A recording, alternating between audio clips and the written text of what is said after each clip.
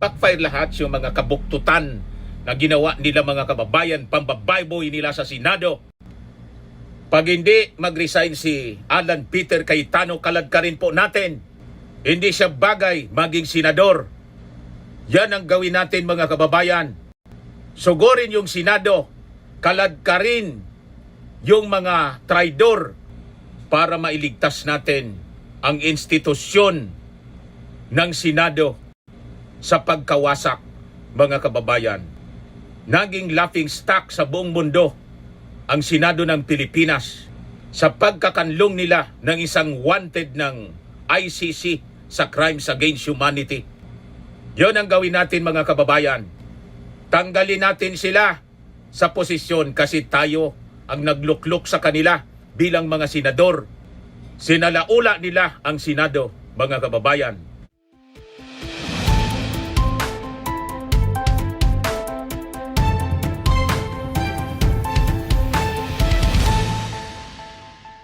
Hello po mga kababayan, si Dante Maravillas. Lumalakas mga kababayan yung panawagan na si Alan Peter Cayetano na hindi ko na po tinatawag na senador kasi hindi po siya bagay na tawaging senador. In the rest of the 13 senators na mga hudas, hindi na natin tatawaging mga senador sila, kundi mga cuddlers ng isang wanted ng batas. So ngayon, ang latest mga kababayan, si Alan Peter Cayetano, lumalakas na yung panawagan na mag-resign siya. Binaboy nila, binastos nila, sinira nila yung institusyon ng Senado. So ito na yung panawagan. Opposition group calls on Cayetano to quit.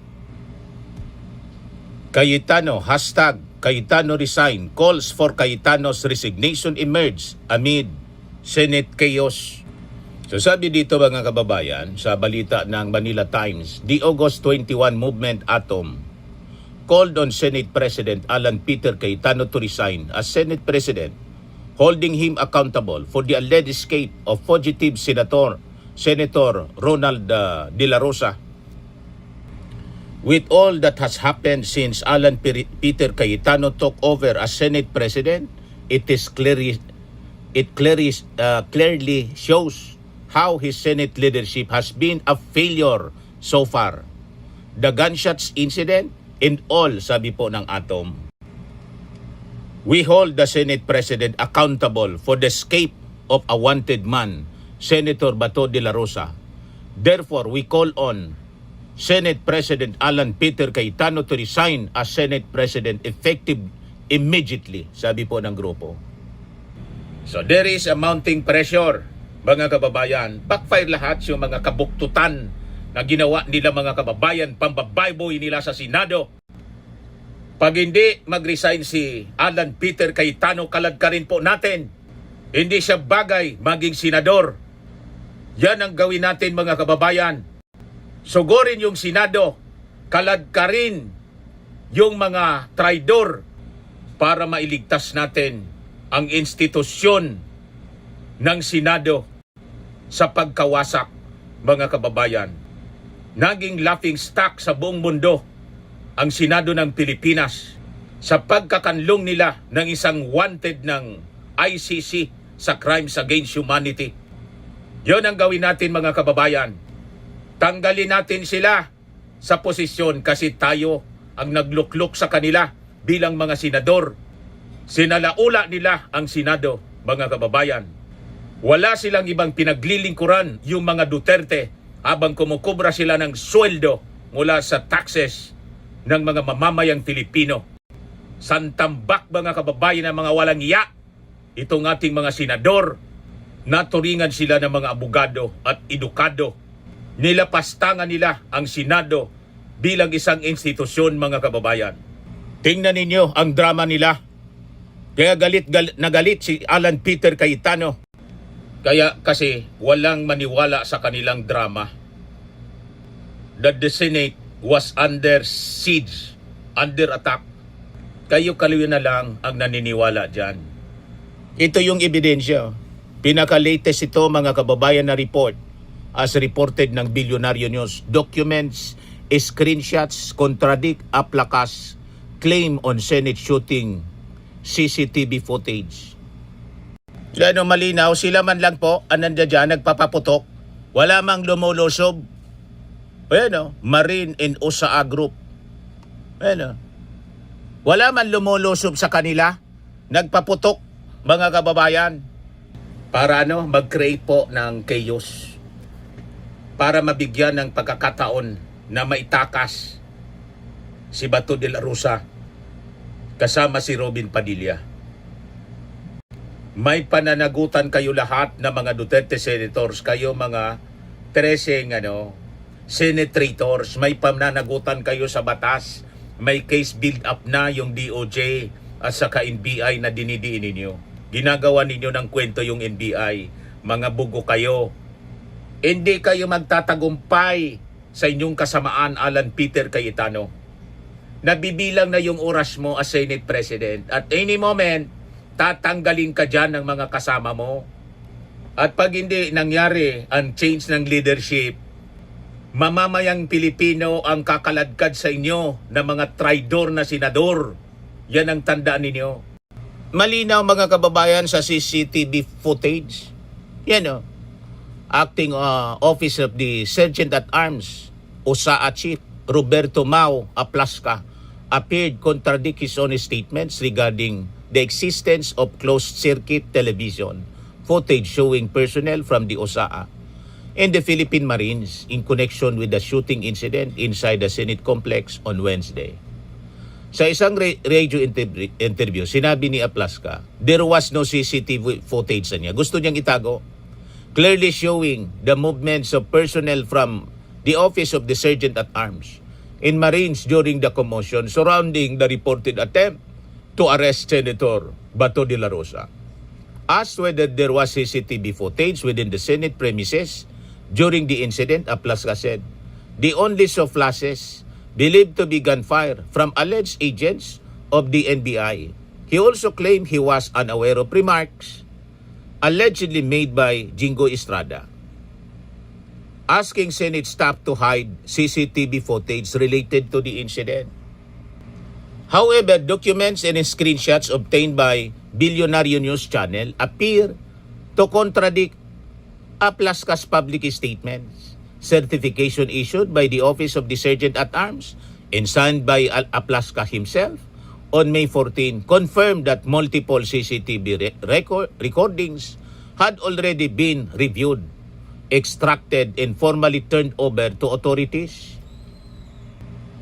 Screenshots from the CCTV footage obtained by BNC show several personnel from the Office of the Sergeant at Arms and the Philippine Marines appearing in recordings. Authentic, original, and true. Accurate copy daw ito. Puro kasinungalingan na tinahi-tahi. Mabubuking kayo sa investigasyon ng DOJ, NBI. Mabubuking kayo. Walang nang sumalakay sa inyo. Wala. Pinalalabas ninyo under siege, under attack, para cover sa pagtakas ni Bato. Nakatakas nga. Pananagutan ninyo ito. No amount of lies na pinagpapatong-patong mo na, Alan Peter Cayetano, ang makakapagligtas sa'yo. Now there is mounting call para mag-resign kayo. Mag-resign na kayo before pa dumating yung oras na kakalad ka rin kayo ng taong bayan dyan. Tulad ng mga opisyal ng Nepal, kinaladkad po. At yung iba, huwag ko nang ikwento sa inyo. Tingnan na lang ninyo yung nangyari sa Nepal. Kung ano nangyari sa mga opisyal na kinaladkad ng mga tao sa galit. Ginagalit ninyo ang mga mamamayang Filipino sa kasinungalingan ninyo. At gumagamit ka ng mga bersikulo ng Bible para papaniwalain kami na mga tao na may moral ascendancy ka. Guided ka ng Holy Spirit tulad ni Bato de la Rosa na guided ng Holy Spirit daw para isalba si Sara Duterte. Ganon. Kayo-kayo lang naniniwala ng Holy Spirit ninyo. Evil Spirit, maniwala pa kami. Pero Holy Spirit, hindi. Ginagamit ninyo, pati yung Holy Spirit, para i-justify yung mga mali ninyong aksyon. Napakabalasubas ninyo. Ang malinaw, kinanlong ninyo ang isang wanted criminal, pinatakas ninyo. Isang pugante na isang pananagutan sa batas. So nangyari ngayon mga kababayan sa Senado, napakalungkot. Mula Band Brothers, naging Band of Bandits na po ang Senado. Grupo ng mga bandido. Ang institusyon mga kababayan na dapat nagtatanggol sa batas. Mistulang naging safe house, escape route, political bunker ng isang taong umiiwas po sa pananagutan sa international law. Sa halip mga kababayan na pairalin yung hustisya nitong mga senators, ginamit nila yung institutional courtesy kuno bilang panangga, cover para proteksyonan si Bato. Yun ang malinaw. Ginamit nilang kanlungan. Ginamit nila yung security aparatos bilang diversion force. Kaya nagpaputok yun. Na wala mang sumalsalakay, nagpaputok ng sunod-sunod para magkagulo. At malinaw ginamit yung mga iyong impluensya ng mga kalyado para mailusot ang pagtakas ni Bato de la Rosa. Yun ang malinaw, Alan Peter Cayetano. Kaya nga, ang hamon ko sa'yo, ako ang dapat na mag-interview sa'yo. Ako dapat ang moderator sa interview. At isama ko si Jose Claire Castro. Kung hindi, si Attorney Kapunan. Para magkaalaman tayo. Di ba matalino ka? Senate President, brilliant lawyer. So I challenge you. Umarap ka sa interview, ako ang moderator. At kasama ko si Attorney Kapunan. Sumama ka din ng mga DDS mo, mga kasamang senador. Pero akong moderator. Tingnan natin kung hindi magkabulol-bulol ang dila mo sa pagsisinungaling. Siguradong mahuli ka namin. Mahuhuli ka namin sa bibig. Kasi sinungaling ka. Yan ang challenge ko. Taga-probinsya ako, taga rito sa Albay. Kababayan ni, o kami ni Trillanes ang magtanong sa'yo. Iwan ko lang. Yan ang pagiging bright mo? Hindi yan uobra. Kasi gaano ka man ka-bright, pagka sinungalingan ang kwento mo, hindi yan uobra. Hindi uobra ang kasinungalingan sa katotohanan. Hindi uobra yan. So that is my challenge. So nakakalungkot ang kwentong ito, mga kababayan. Habang libo-libo na pamilya na biktima ng EJK ang naghihintay mga kababayan ng hustisya, itong mga senador na kaalyado ng mga Duterte, abala sila sa pagtatago, pag-cover up, pag-spin ng narrative, at pagliligtas sa sariling political camp. Ganon kabaluktot ang mga pag-iisip ng mga senador na yan. Kaya hindi ko na sila tatawaging senador. Hindi sila bagay sa posisyon bilang senador.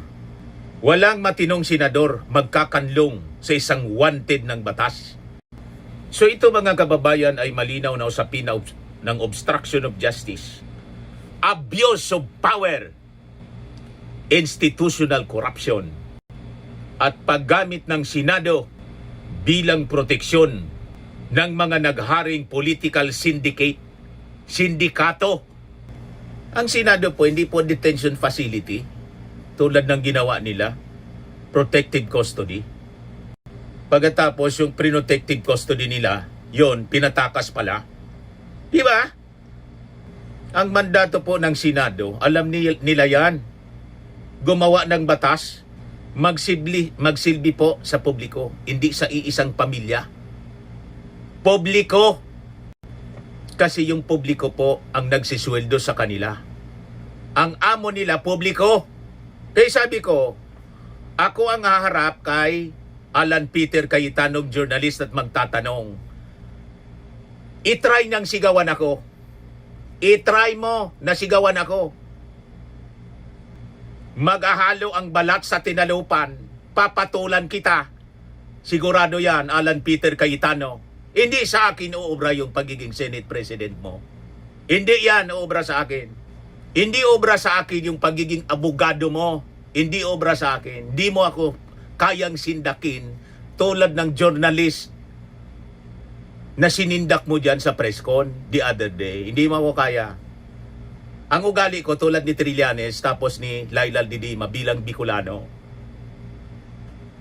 Hindi kami takot sa inyo. Bugok. Ang mandato ng Senado, alam nila yan. Tiyakin na umiiral po ang rule of law. Anong ginawa ninyo? Ngunit po ang nangyari malinaw. Misto lang ginawa, mga kababayan, na exclusive safe house ng political allies nila na si Bato para pigilin ang implementation ng warrant of arrest. Napakalinaw po. Kaya nakakagigil yung ginawa ninyong mga senador. Kayong tracing mga senador, nakakagigil. So ito mga kababayan, ang malaking tanong ngayon. Kung ordinaryong Pilipino ang may warrant, papayagan din ba sila na magtago sa loob ng gobyerno? Diyan sa Senado, pwedeng magtago diyan yung mga wanted? Pwede? Gano'n na ba? Taguan ng mga wanted criminal ang Senado? Kung ordinaryo, papayag kayo? Siyempre hindi. Pero si Bato pwede. Pwede. Ginawa ninyo eh. So ang ginawa nila, malinaw mga kababayan, kahit hindi po ako abogado, malinaw po na obstruction of justice, sabi ng mga legal experts, and accessory to the crime. Accessory kayo. Kaya may case build up na ngayon. So sa ilalim ng batas mga kababayan, napakasimple lang, i-research ninyo. Ito ang mga ating ito yung ating mababasa. Ang pagtatago, pagtulong makatakas o pagbibigay proteksyon sa wanted individual ay maaaring pumasok sa obstruction of justice, accessory to the crime at abuse of authority. At dito pumapasok ang seryosong papel ng isang personalidad sa Senado. Umanda kayo, tambak na kaso ang kakaharapin ninyo. Ang obstruction of justice, ulitin natin, ni-research ko, napakadaling i-google, 4 to 6 years, maximum 6 years, na pagkakulong, perpetual disqualification from any public office. Perpetual. Bawal na sa inyo, disqualified na kayo, pag napatunayan kayong guilty na tumakbo pa sa anumang posisyon, o ma-appoint sa anumang posisyon sa gobyerno. Ganyan kabigat. Deserve niyo yan lahat. Dahil sa mga kabuktutan na ginawa ninyo, mga loko kayo na mga senador. So habang mga kababayan, yung taong bayan ay naghahanap ng accountability, ang ilang senador naman ay tila nag-ooperate bilang legal defense team ni Bato. Ganon katindi ang kanilang mga gawain. Ginamit pa na shield yung tinatawag na institutional courtesy daw. Pero malinaw po sa saligang batas, kahit tingnan ninyo, ang immunity po ng mga senador limitado lang sa minor offenses. 6 years and below, pwede. Hindi po hindi saklaw ang seryosong kaso tulad ng crimes against humanity na life imprisonment po.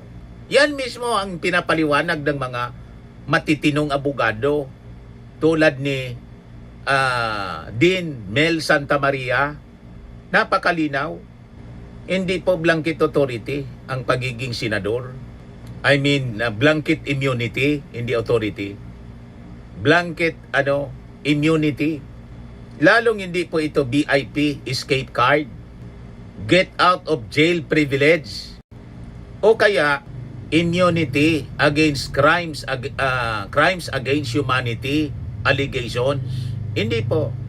Ang masakit mga kababayan, ginamit nila ang mismong dignidad ng Senado para protektahan ang taong gusto nilang makaiwas sa legal accountability.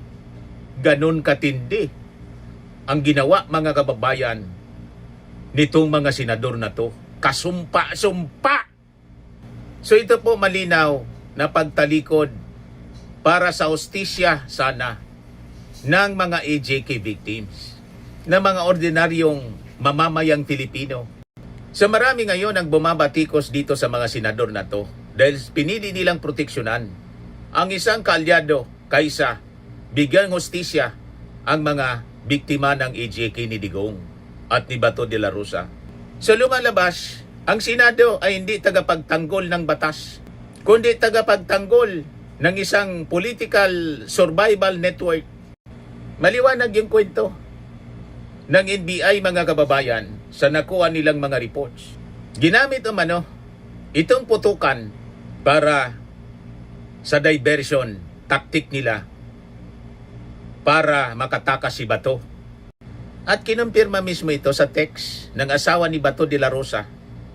Text mismong binasa ni Alan Peter Cayetano. Na panood ninyo yun, yung kanyang press con. Ano sabi? Sa text, tinik advantage ng kanyang asawang si Bato yung kaguluhan para makatakas. Ang term escape. Na ayaw tawaging escape, mga kababayan, ni Alan Peter Cayetano. O sige, sabi ko, di wag ng escape, kundi pinatakas. Hindi tumakas, kundi pinatakas. Kasi yun man talaga yung aktual na nangyari. Pinatakas nila.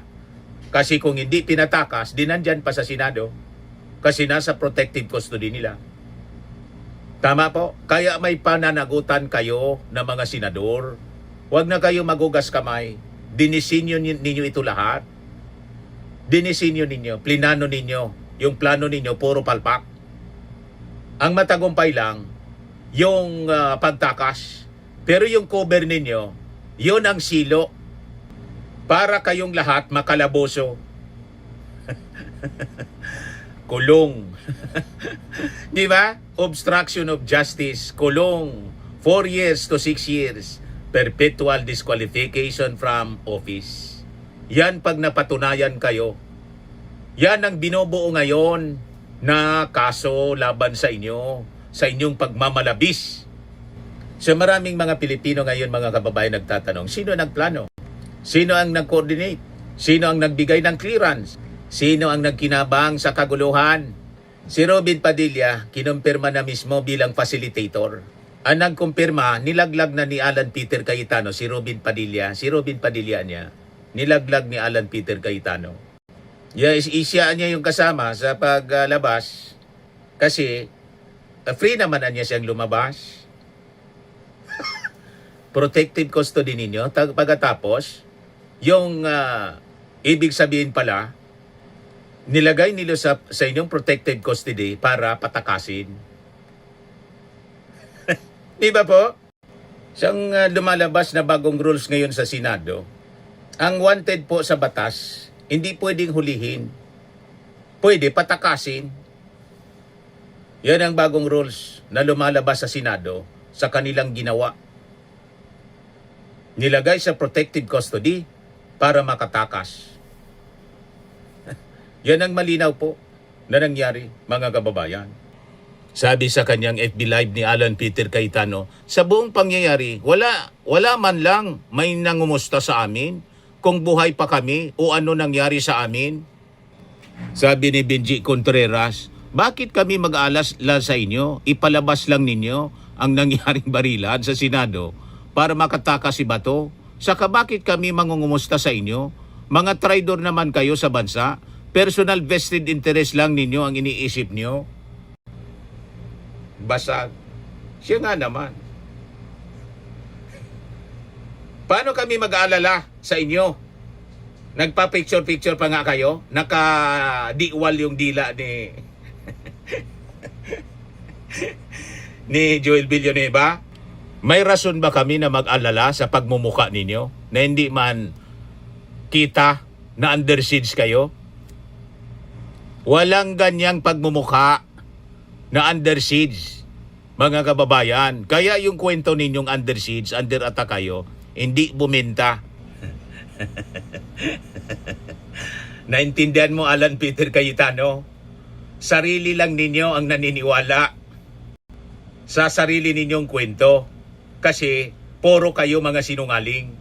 Yan mismo ang ebidensya ng inyong kasinungalingan. Sa mukha pa lang ni Villanueva, walang rason na mag-alala sa inyo. Tama ba mga kababayan? So, ang nangyari po, active facilitation ng pagpatakas po kay Bato. Political shielding. Posibleng coordinated extraction po. Planado, mga kababayan. Nagtagumpay sila sa pagpatakas kay Bato, pero mahuhuli man sila. Kasi puno ng butas yung kanilang plano. Sa pag-execute ng kanilang masamang plano, puno ng butas. O di ba, mga kababayan, silo kayo sa sarili ninyong trap.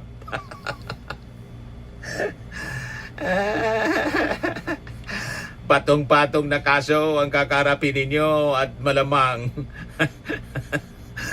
lahat kayo dyan makulong. So sabi natin, mga kababayan, ang nakakalungkot sa nangyari sa Senado, mula sa pagiging band brother, naging mga band of bandits, mga ugali na kasing bandido. So habang lumalalim mga kababayan yung issue, mas lalong lumalabas ang political alignment sa likod ng operasyon. Cayetano, Robin Padilla, Bato de la Rosa, at mga kasama sa 13 na mga huda, sabi ni Father Robert Reyes, mga senators.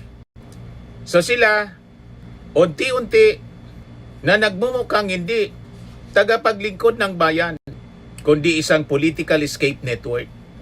Habang ang isang ordinaryong Pilipino, agad na hinuhuli kapag may warrant, ang mga may kapangyarihan, may automatic safe house, Senado, may security escorts, USAA, may narrative machinery, may Senate protection na malinaw, at may mga propaganda defenders online.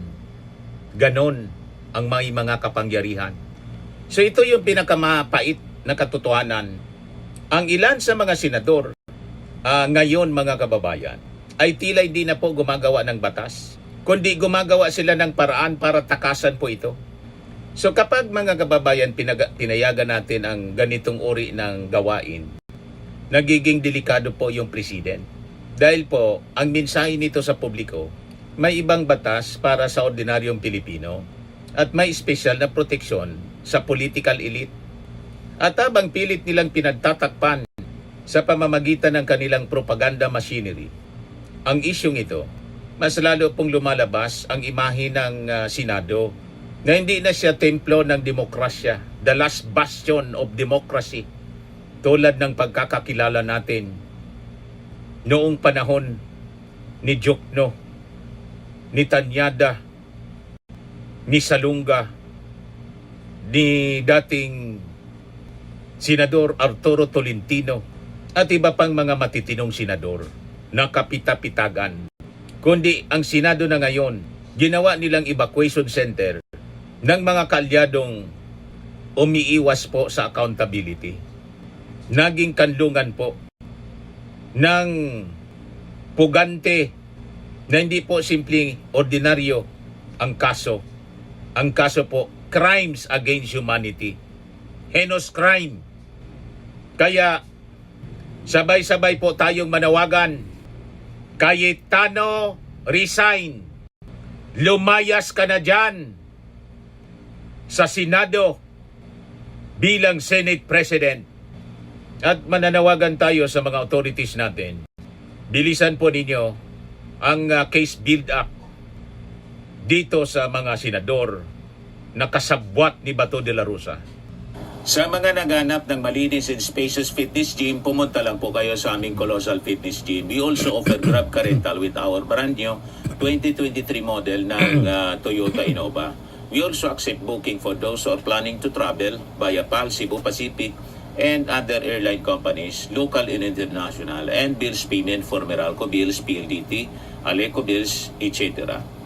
Ang Colossal Fitness Gym is located at 3rd floor Security Bank Building, Landco Business Park, Legazpi City, Albay. For inquiries, look for Chilon Maravillas. Contact number 0966-802-0949. Yan yung aming Innova. Lagi na pong matao sa amin. Pati mga foreigners po, tingnan ninyo, mga British tourists sila.